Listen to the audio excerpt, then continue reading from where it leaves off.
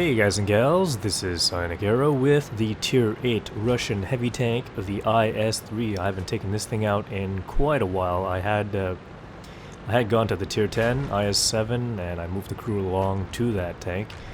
So I haven't had a crew in this thing for a really long time, but I recently put one in, not very well trained, just 100% in the base stats, no skills yet. But this is a very good assault vehicle, excellent in mid to close range combat, and you get the nasty BL9, 225mm of penetration, 390 alpha damage, and the APCR penetration is 265mm, so that's not too bad.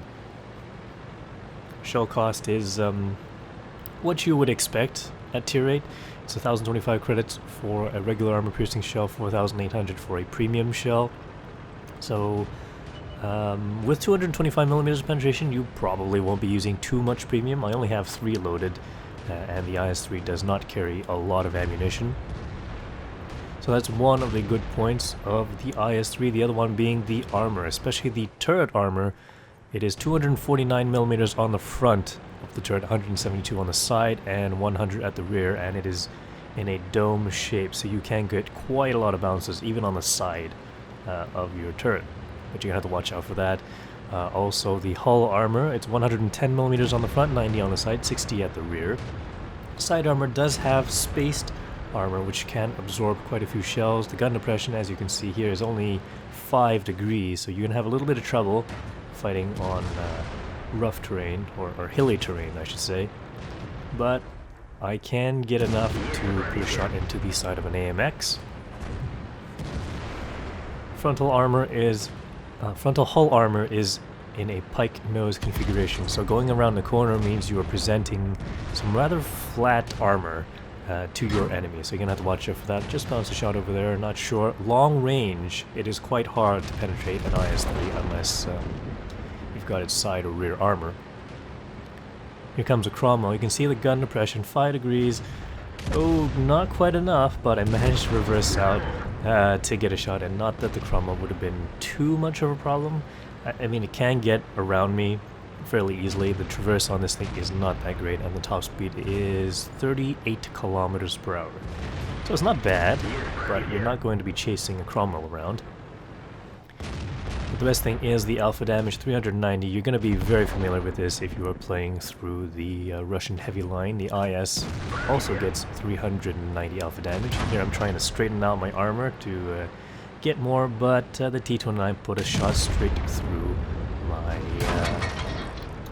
lower plate. So that is one of the weak points.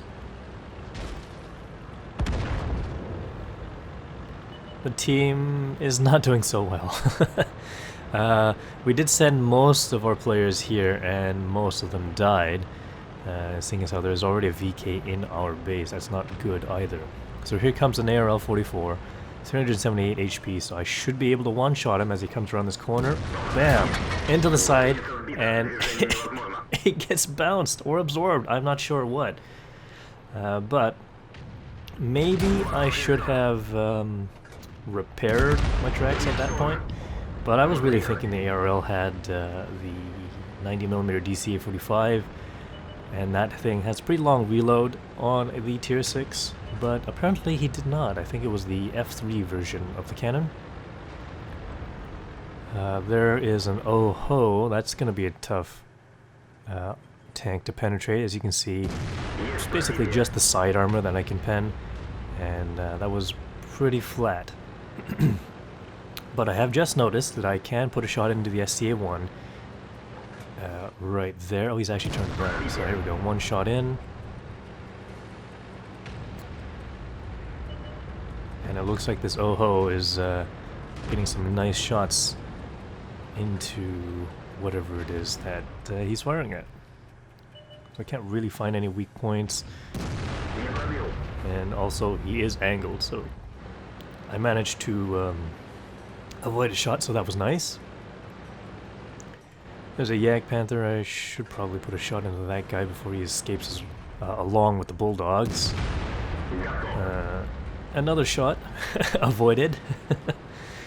I guess I've been getting pretty lucky versus that Oho. He's probably very mad that I keep on pulling back as he fires. But look at that. I'm over here, there's pretty much nothing that I can penetrate, and I'm getting a little frustrated with that. I haven't had too much experience fighting the Tier 8s. I haven't seen too many around. This is maybe the second or third time I've seen an Oho in a match. I have switched to premium rounds, so you can see it is much easier to penetrate. Back to the regular armor-piercing rounds. And it looks like I might have to... Oh no, there's two players in the enemy camp, and there's the bulldog over there. Oh, and another bulldog, wonderful. And look at that. How did that even go in? I took a chance, fired the cannon, and somehow, even though my reticle hadn't caught up, the cannon was aimed at the bulldog. So that was kind of weird. It did get damage right there. And I'm thinking maybe the bulldog was trying to draw me out and let the artillery, or draw me into artillery range, in which case that Hummel will destroy me. But I guess he's got bigger problems now since we got a T-71 shooting him. And one more shot before the game ends, unfortunately. So it's only second class mastery badge, but I did manage to get a high caliber. That was nice. 14 shots fired, 14 hits. So that's pretty good for an IS-3. 3,457 damage done to the enemy, 4 kills, 620 points of experience. So that was including the courageous resistance. Let's see. Only 11 penetrations.